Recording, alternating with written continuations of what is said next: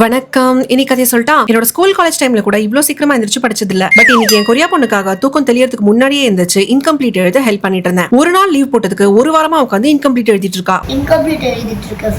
டிஃபனுக்கு சிம்பிளா முட்டை தோசை சுட்டு கொடுத்து லஞ்சும் செஞ்சு வச்சு ஸ்கூலுக்கு தாடி மனிதன் கூடவே கிளப்பி அனுப்பிச்சிட்டேன். நெக்ஸ்ட் ஒரு காஃபியை போட்டு கல்ப அடிச்சுட்டு ஃப்ரிட்ஜை திறந்து பார்த்தா சீண்ட ஆள் இல்லாம லேசா புளிச்ச மாவு கொஞ்சம் இருந்தது. அதுக்கு புது பிறவி கொடுக்கலாமேன்னு வெங்காயம், பச்சை மிளகா, கேரட் எல்லாம் வதக்கி கொட்டி ஆனியன் தோசைக்கு ரெடி பண்ணி காஞ்ச மிளகா வச்சு தேங்காய் சட்னியும் அரைச்சு வச்சிட்டேன். எல்லாருக்கும் தோசை சுட்டு கொடுத்துட்டு பாடிக்கு ஒரு வாட்டர் வாஷ் போட்டு நானும் சாப்பிட்டு டைம்க்கு கிளம்பிட்டேன். ஆபீஸ்க்கு இல்ல ஸ்கூலுக்கு. செகண்ட் டேர்ம் ஃபீஸ் கட்டணும்னு போன வாரமே சர்க்குலர் கொடுத்திருந்தாங்க. அதனால ஒரு பொறுப்புள்ள தாயா ஏடிஎம்ல இருந்து காசு எடுத்துட்டு போய் ஸ்கூல் ஃபீஸ் கட்டிட்டு ஆன் தி வேல சில சிக்கன் துண்டுகளை அள்ளிட்டு வந்து நாட்டாம கையில கொடுத்துட்டு ஆபீஸ்க்கு போயிட்டேன். ஃபர்ஸ்ட் வேலையா இப்படி ஏடாகடமா இருக்கிற ஸ்டாக்ஸ் எல்லாம் அழகா அரேஞ்ச் பண்ணி அடிக்கிட்டேன். கடவுள் புண்ணியத்துல இன்னைக்கு ஒரு குதூகலமான ஆர்டர் வந்திருந்தது. ஹாலிடே ஜாலிடே கிட் 1 இந்த எல்சிடி பென்சில் பாக்ஸஸ் 8 பீஸும் வேணும்னு ஒரே கஸ்டமர் ஆர்டர் பண்ணியிருந்தாங்க. 8 பீஸ் யாருக்குன்னு கேட்டப்போ அவங்க பாப்பாவோட பர்த்டேக்கு ஃப்ரெண்ட்ஸ்க்கு கொடுக்கறதுக்குன்னு சொன்னாங்க. எல்லாத்தையும் எடுத்து அட்ரஸ் எழுதி நீட்டா பேக் பண்ணி சீல் அடிச்சு டெலிவரிக்கு வச்சாச்சு. நீங்களும் அப்படியே போற போக்குல இந்த ஐட்டத்துல ஏதோ 1-2 ஆர்டர் பண்ணீங்கன்னா என் பிசினஸ் வாழ வச்ச பெருமை உங்களையும் வந்து சேரும். இந்த நம்பருக்கு வாட்ஸ்அப் பண்ணீங்கன்னா என்னென்னலாம் ஐட்டம்ஸ் விக்கிறேன் அப்படிங்கறத நானே உங்களுக்கு சொல்வேன். 3 மணி ஆனதும் கொரியா பொண்ண ஸ்கூல்ல இருந்து பிக்கப் பண்ணிட்டு வீட்டுக்கு வந்து நாட்டாம கையால சுட சுட சாம்பாரும் சிக்கன் 65 மூச்சு முட்டை தின்னுட்டு ஒரு முக்கியமான வேலைக்காக உட்கார்ந்தேன். நாளைக்கும் நாளானிக்கும் என் குடும்பத்துல ஒரு முக்கியமான கல்யாணம் இருக்கு. அதாவது